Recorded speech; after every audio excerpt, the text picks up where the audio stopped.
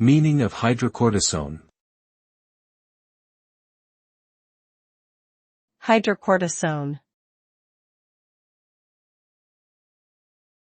Hydrocortisone. Hydrocortisone. Hydrocortisone.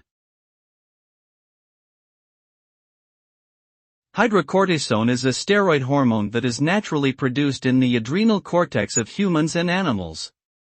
It is also available as a medication and is used primarily as an anti-inflammatory and immunosuppressant agent.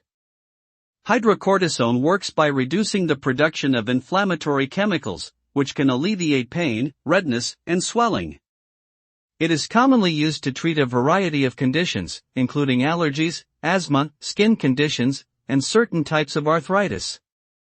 Hydrocortisone is available in various forms, including tablets, creams, lotions, and injections, and may be used alone or in combination with other medications.